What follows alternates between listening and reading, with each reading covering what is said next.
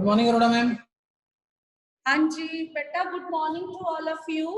बच्चे, as you know we are doing the chemical properties of metals.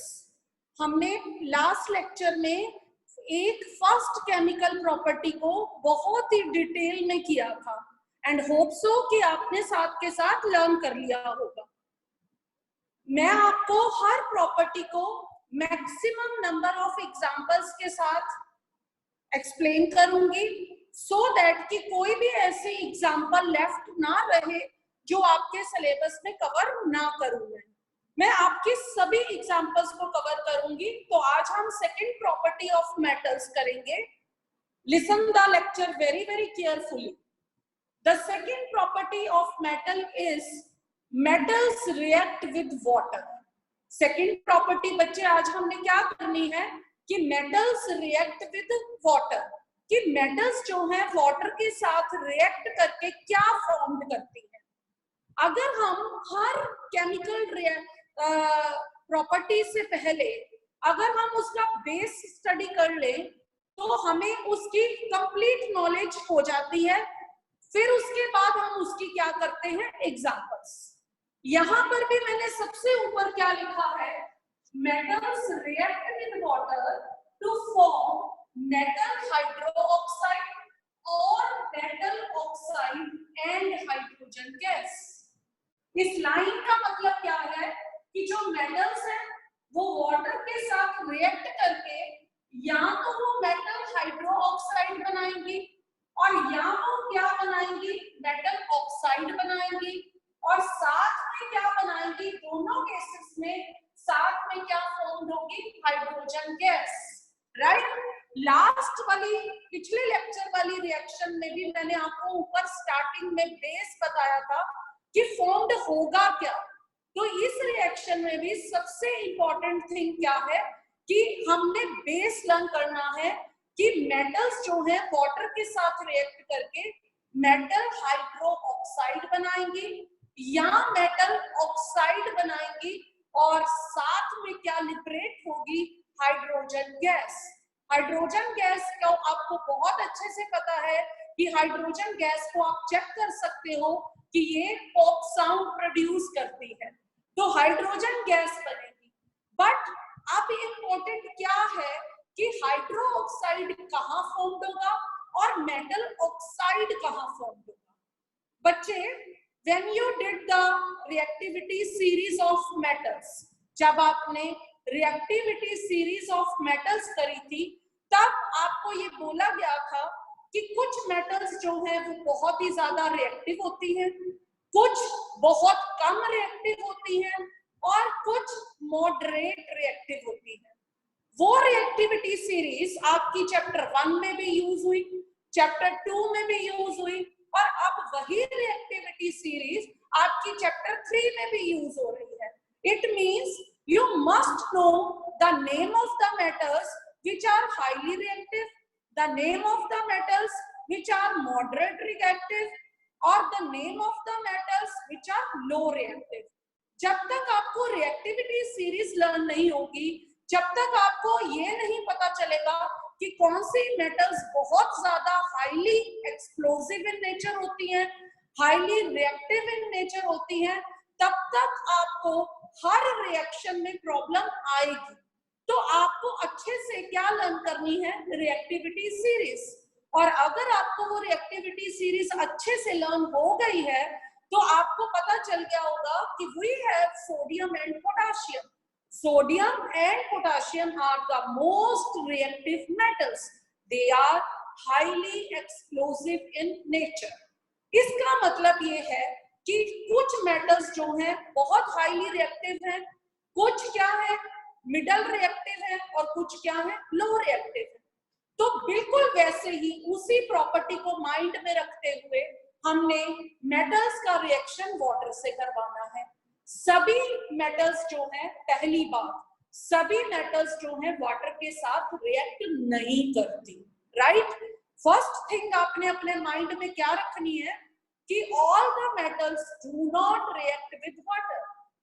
Second बात आपने, बहुत मोस्ट इंपॉर्टेंट बात है बड़ी इंपॉर्टेंट बात है, इसको नोट डाउन भी करना है कि सभी मेटल्स जो है हॉट वाटर के साथ रिएक्ट नहीं करती, सभी मेटल्स जो है वाटर के साथ रिएक्ट नहीं करती। इट मींस कुछ मेटल्स जो है कोल्ड वाटर के साथ रिएक्ट करती हैं, कुछ मेटल्स कोल्ड वाटर के साथ नहीं रिएक्ट करती, कुछ मेटल्स जो है हॉट वाटर के साथ रिएक्ट करती हैं, और कुछ मेटल्स जो है स्टीम के साथ रिएक्ट करती हैं।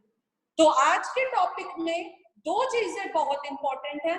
अगर आपको वो दो चीजें लर्न कर ली जाएं, आप उन दो चीजों को अच्छे से माइंड में बिठा लो, तो आपको आज की सेकंड प्रॉपर्टी बहुत ही इजी लगेगी। फिर से रिपीट कर रही हूँ, फर्स्ट थिंग आपको माइंड में क्या अच्छे से लर्न करनी है कि मेटल्स जो है वाटर के साथ रिएक्ट करके हाइड्रो ऑक्साइड उस मेटल का या मेटल का ऑक्साइड बनाती है एंड देन फॉर्म्ड करती है hydrogen gas. Second most thing आपको क्या इंपॉर्टेंट लर्न करनी है कि all the metals do not react with water. ये जो उसकी वाटर के साथ रिएक्टिविटी है ये डिपेंड करती है उसकी केमिकल रिएक्टिविटी के साथ। इसका मतलब कुछ मेटल्स ज्यादा रिएक्टिव होती हैं और कुछ मेटल्स कम रिएक्टिव होती हैं।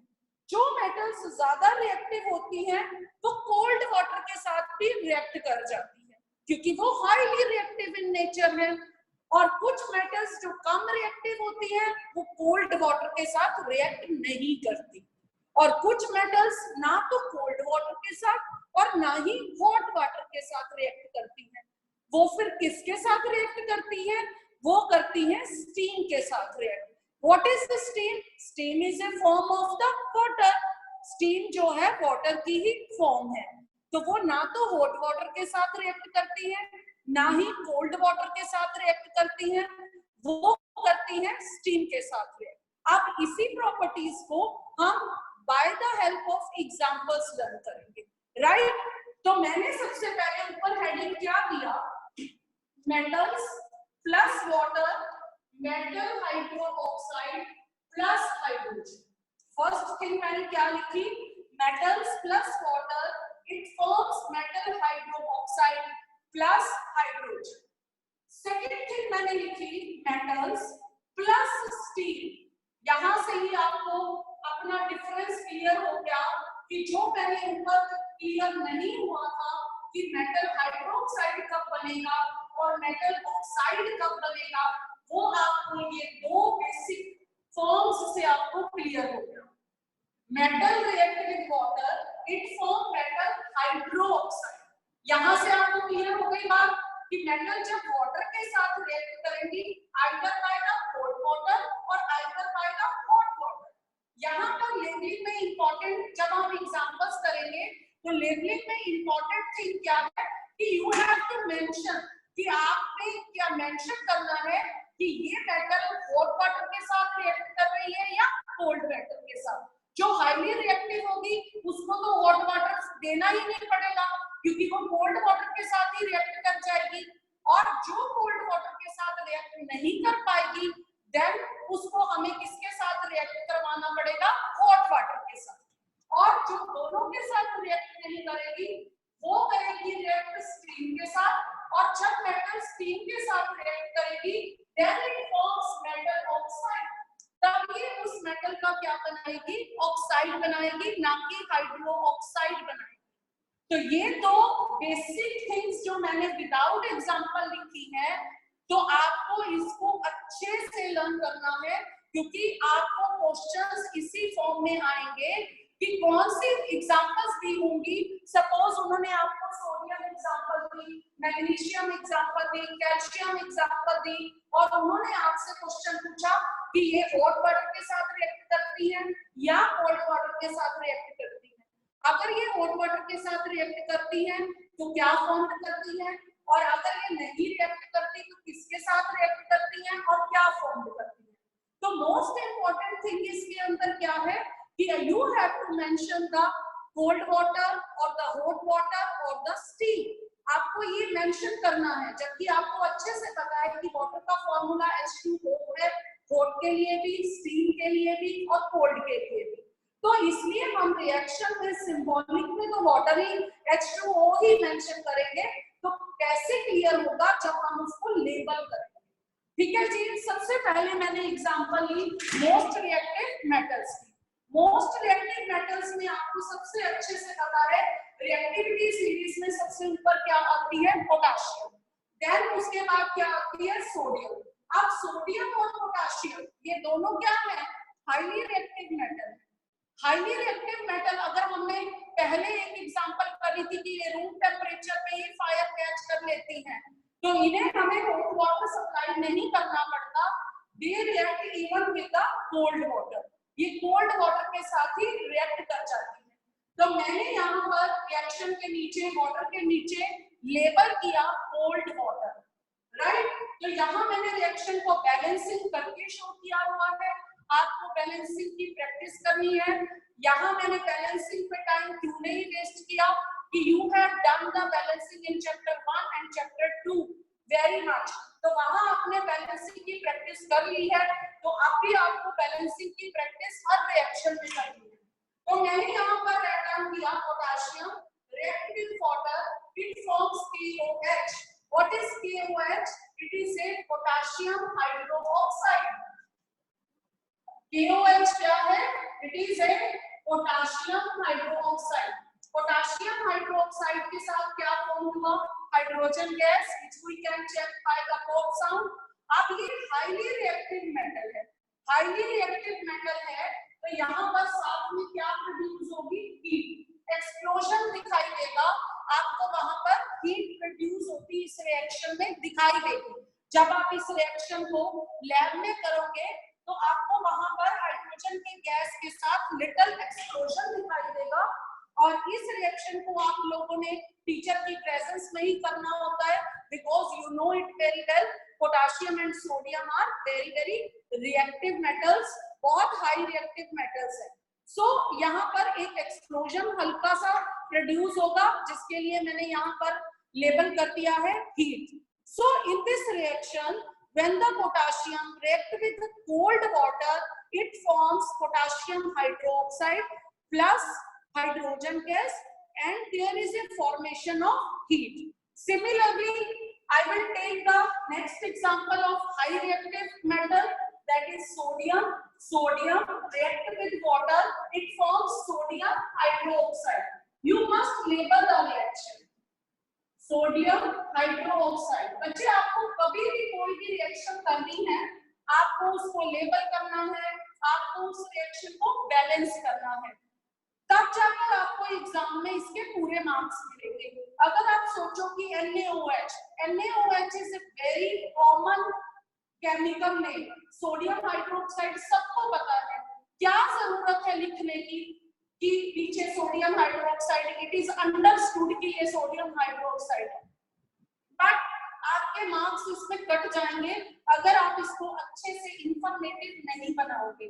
सो वी मस्ट राइट हियर, जबकि यहाँ पर भी हमें क्या लिखना है? सोडियम लिखना है, वाटर लिखना है, वाटर के साथ मेंशन करना है, कौन सा वाटर मेंशन करना है? यहाँ पर कोल्ड वाटर। इसको हॉट वाटर प्रोवाइड नहीं करना पड़ता, क्योंकि ये कोल्ड वाटर के साथ ही रिएक्ट कर जाती है, आपको अच्छे से पता चल चुका है, because it is a highly reactive metal.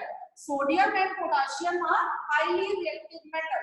और उसके बाद यहाँ पर क्या फॉर्म हुआ? Sodium hydroxide along with the hydrogen gas and along with the heat produced, right? Now we take the third example, that is what? That is calcium। अब यहाँ पर हमने कैल्शियम की एग्जांपल ली। As you know, calcium is also a reactive metal, but it is less reactive than sodium and potassium। Calcium भी reactive metal है, but as we come to the comparison, जब हम उनका comparison करते हैं बच्चे, तो calcium is less reactive than sodium and potassium। अब ये कोल्ड वाटर से रिएक्ट करती है, कैल्शियम हाइड्रोक्साइड फॉर्म्ड होगा, हाइड्रोजन गैस भी फॉर्म्ड होगी, बट आप नोटिस करो कि मैंने इसके साइड पे हीट वर्ड नहीं लिखा। मैंने यहाँ पर हीट वर्ड क्यों नहीं लिखा? because heat is not formed here because calcium is less reactive than sodium and potassium. तो you must know कि हमने इस रिएक्शन को कैसे कंप्लीट करना है. मैंने यहाँ पर क्या रिएक्ट करवाया, कैल्शियम मेटल, यहाँ पर वाटर, यहाँ पर मैंने ब्रैकेट में क्या मेंशन किया, कोल्ड वाटर, राइट. यहाँ क्या फॉर्म हुआ, कैल्शियम हाइड्रोक्साइड, राइट. यहाँ पर आपने मेंशन करना है. और this is what, hydrogen. Hydrogen form हुई, कैल्शियम हाइड्रोक्साइड फॉर्म हुआ, बट मैंने वहां पर प्लस हीट नहीं मेंशन किया because calcium react with cold water, but there is not the formation of explosion, there is not the formation of heat in this reaction. By what is the reason? You must know the reason with this, because calcium is a reactive metal, but it is not such reactive as potassium and sodium. Sodium और potassium जितनी reactive ये नहीं है. So the reaction is Ca plus 2H2O. It forms CaOH whole twice. Plus there is a formation of hydrogen gas. Now we take the example of magnesium. Magnesium react with water, but यहाँ पर मैंने नीचे word लिखा है hot water. इसका मतलब क्या है, मैंने hot water वर्ड लिखा. It means मैग्नीशियम वाटर के साथ रिएक्ट करती है, बट मैग्नीशियम जो है कोल्ड वाटर के साथ रिएक्ट नहीं करती. फिर अगेन उसके बाद आपसे कोई रीजन पूछे तो अगेन रीजन क्या है, रिएक्टिविटी. रिएक्टिविटी का मतलब क्या है कि मैग्नीशियम कम रिएक्टिव है जिससे as compare to sodium and potassium and calcium. Magnesium कम रिएक्टिव होने की वजह से ये कोल्ड वाटर के साथ रिएक्ट नहीं करती. तो अगर आपको एग्जाम में क्वेश्चन आए इससे रिलेटेड कि reaction of metal with hot water and cold water, what will be your answer? Your answer will be magnesium does not react with cold water और but magnesium react with hot water और magnesium react with steam. Magnesium जब hot water के साथ react करेगी तो ये क्या form कर रही है, magnesium hydroxide plus hydrogen gas. और मैग्नीशियम जो है यहाँ पर वहां वाला ऊपर वाला पॉइंट जो मैंने आपको बेस बताया था, हाइड्रोक्साइड कब फॉर्म होगा और ऑक्साइड कब फॉर्म होगा, ये आपको यहाँ से क्लियर करने जा रही हूँ मैं. Magnesium react with water, steam के लिए भी हम वाटर ही लिखेंगे, लेकिन नीचे मेंशन क्या करेंगे वाटर के नीचे कि ये किस फॉर्म में है, स्टीम की फॉर्म में है. मैग्नीशियम ने जब स्टीम की फॉर्म में रिएक्ट करा, then it do not form magnesium hydroxide. What it forms then? It forms magnesium oxide and hydrogen gas. इस रिएक्शन से आपको क्लियर हो गया कि when the hydroxide is formed and when the oxide is formed. Again concentrate on this word, क्योंकि ये हमारी steam की फर्स्ट रिएक्शन आई है कि magnesium react with hot water, it forms magnesium hydroxide and hydrogen gas. Again I am telling you, magnesium react with steam, you have to write H2O for the steam, क्योंकि steam जो है water की ही change form है. तो magnesium react with water और नीचे हम mention क्या करेंगे, यहाँ पर स्टीम मेंशन करेंगे. It forms magnesium oxide. The point is noted here. यहाँ पर जब वो स्टीम से रिएक्ट कर रही है, मैग्नीशियम हाइड्रोक्साइड नहीं फॉर्म हो रहा. क्या फॉर्म हो रहा है, magnesium oxide, along with the formation of the hydrogen gas. यहाँ पर मैंने आपको 4 एग्जांपल से इसी प्रॉपर्टी को एक्सप्लेन किया. अब मैं आपको इसके अंदर डिफरेंस कैसे आएगा, एग्जाम में क्वेश्चन कैसे पुट किया जाएगा, सिंपल क्वेश्चन आपको एग्जाम में नहीं आएगा. कोई आपको ऐसे क्वेश्चन नहीं पूछेगा what happens when metals react with water, कोई ऐसे क्वेश्चन नहीं पूछा जाएगा. You are appearing for the board exam, तो आपको ट्विस्टेड क्वेश्चन ज्यादा मिलेंगे और डिफिकल्ट क्वेश्चन ज्यादा मिलेंगे. तो आपको एग्जांपल्स के साथ ये क्वेश्चन आएगा कि right the reaction of potassium with water और विद कोल्ड वाटर और hot water, what is the reaction of calcium with cold water और हॉट वाटर। इस तरीके से क्वेश्चन आएंगे। Either magnesium, what happens when magnesium react with steel, तब क्या form होगा। तो आपका आंसर उसी तरीके से होना चाहिए कि मैग्नीशियम जो है वो कोल्ड वाटर के साथ रिएक्ट नहीं करती, तो आप वहां पर लिखोगे magnesium does not react with water, cold water. तो magnesium react with hot water and magnesium react with steel. तो हमने यहाँ पर एग्जांपल ली हाईली रिएक्टिव की, that is potassium, it reacts with cold water. जब बच्चे कोल्ड वाटर के साथ कोई रिएक्शन हो रही है तो अंडरस्टूड है कि हॉट वाटर के साथ तो करने की भी जरूरत नहीं है, उससे पहले ही हाइड्रोक्साइड फॉर्म हो गया। सो हमने यहाँ पर क्या लिखा, हाईली रिएक्टिव मेटल में potassium react with cold water to form potassium hydroxide plus hydrogen, और what is special here, along with the formation of heat. And again sodium react with cold water, it forms sodium hydroxide plus hydrogen plus heat. Then we take the example of calcium. Calcium also react with cold water but it does not form the heat, क्योंकि वो sodium और potassium से कम reactive है। तो आपको reactions के अंदर difference clearly दिखाई दे रहा है कि मैं रिएक्शन के अंदर क्या डिफरेंस बताना चाह रही हूँ। Next is the example of magnesium. Magnesium does not react with the cold water, again the reason is the same. What is the reason, reactivity of the metal, it reacts with hot water to form magnesium hydroxide plus hydrogen gas. Again the reaction is magnesium react with steel, it forms the magnesium oxide plus hydrogen gas. Now I will give you the examples of three metals which do not react with cold water and do not react with the hot water, right? अब मैं आपको दो या तीन ऐसी examples दूंगी जो ना तो हॉट वाटर से रिएक्ट करते हैं, ना ही वो कोल्ड वाटर से रिएक्ट करते हैं, ना ही हॉट वाटर से रिएक्ट करते हैं, ना ही कोल्ड वाटर से रिएक्ट करते हैं।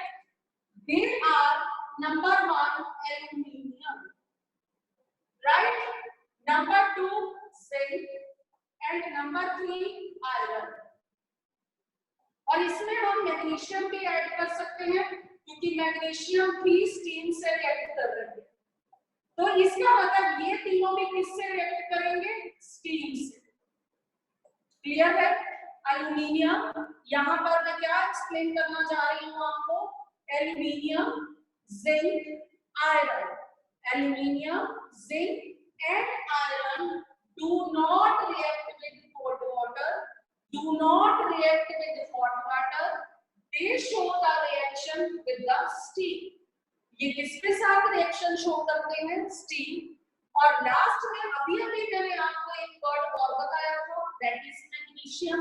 मैग्नीशियम भी स्टीम के साथ क्या करती है, रिएक्ट करती है। It means aluminium, zinc, iron and magnesium react with steel to form metal oxide. They form metal oxide plus hydrogen gas. ये दोनों क्या फॉर्म कर रहे हैं, metal oxide and hydrogen gas. इनकी स्टीम के साथ रिएक्शन कैसे होती है, ये आपके सिलेबस के अंदर there is a one activity which explain the reaction of aluminium or zinc or iron और मैग्नीशियम विद स्टील। कैसे करनी है आपको ये रिएक्शन, बच्चे मैं आपको एक डायग्राम शो करने जा रही हूँ। उस डायग्राम को आपने अच्छे से देखना, उस डायग्राम से आपको वो एक्टिविटी एक्सप्लेन होगी कि how these metals react with the steel, right, how these metals react with the steel.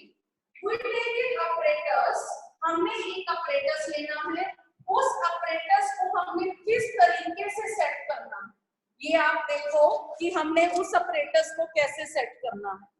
यहाँ पर मैं आपको एक डायग्राम शो कर रही हूँ। उस डायग्राम में हमने एक अपरेटस सेट किया।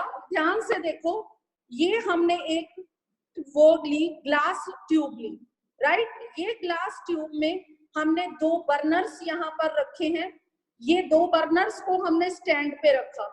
इस बर्नर के ऊपर हमने wet glass wool, wet glass wool, understand मैं क्या कहना चाह रही हूँ?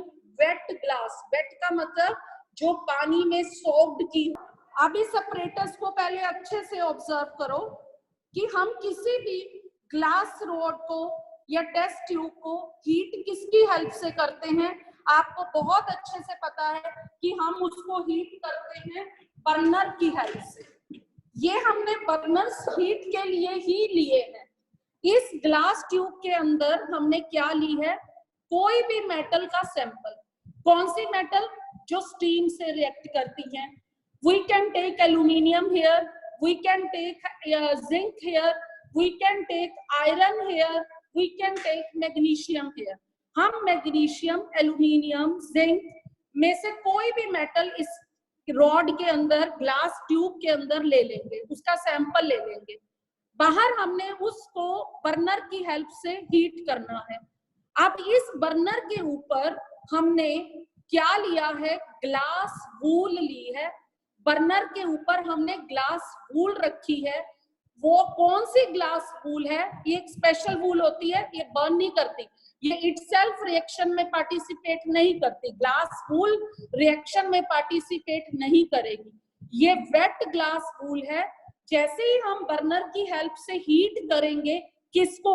जो मेटल सैंपल हमने इसके अंदर लिया है, जो मेटल हमने और स्टीम के साथ रिएक्ट करवानी है, that we take in the glass tube, उस ग्लास ट्यूब को हमने हीट करना है, स्टीम देनी है। स्टीम कैसे प्रोड्यूस होगी बच्चे? जब हम इन बर्नर्स को बर्नर की हेल्प से उस वेट ग्लास वूल को हीट करेंगे, तो उस वेट ग्लास वूल में से स्टीम प्रोड्यूस होगी। जैसे ही उसे क्या मिलेगी? हीट मिलेगी। वाटर किस में कन्वर्ट हो जाएगा? वाटर वेपर्स में। वो स्टीम किसके कांटेक्ट में आएगी? किसके साथ रिएक्ट करेगी? इस सैंपल के साथ। कौन सा सैंपल बच्चे? जो हमने किस में लिया है? ग्लास ट्यूब में लिया है। जब उसको स्टीम मिलेगी उस सैंपल को, तो वो क्या प्रोड्यूस करेगा? Metal oxide. अब इसके साथ हमने क्या अटैच की हुई है? Delivery tube. ये डिलीवरी ट्यूब किस बीकर में जा रही है? जिस बीकर में क्या है? वाटर है। इस बीकर में डिलीवरी ट्यूब के साथ वाटर के अंदर आप बबल्स देख रहे हो। ये बबल्स जो दिखाई आपको दे रहे हैं, these are the bubbles of the hydrogen gas. It means hydrogen gas जो प्रोड्यूस हुई थी वो तो इधर चली गई। अब इस ग्लास रॉड के अंदर, सॉरी ग्लास ट्यूब के अंदर क्या रह गया? इस ग्लास ट्यूब के अंदर रहा metal oxide.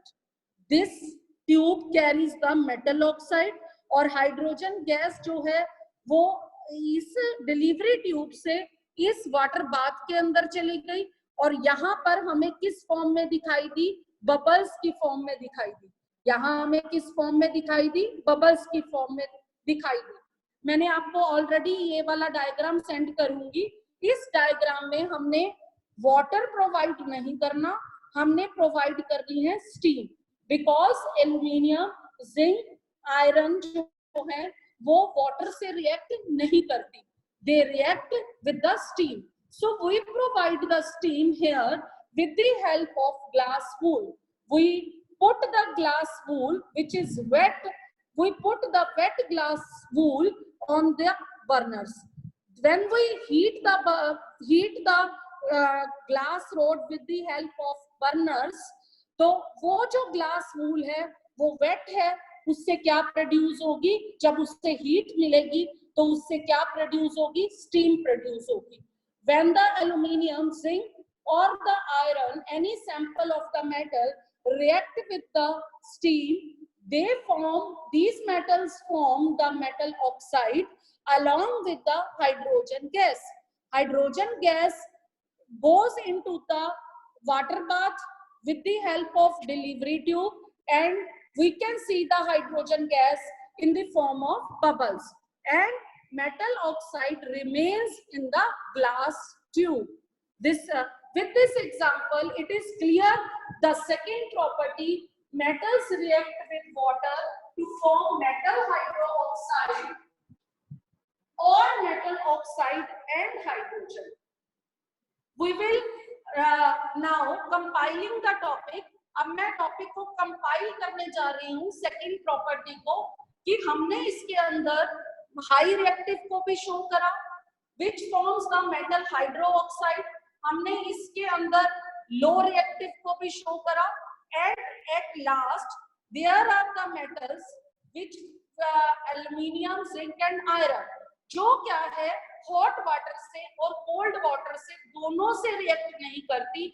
These metals react with steam. When these metals react with steam, they form the metal oxide along with the formation of hydrogen gas. So now at the last I want to tell you the form of questions. कैसे questions आएंगे? Write the reaction of aluminium with water or steam. What will be your answer?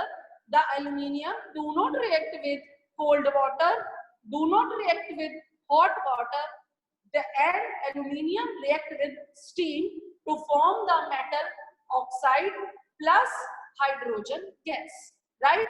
I think a second property of the metals with water, I think it is well clear to all of you.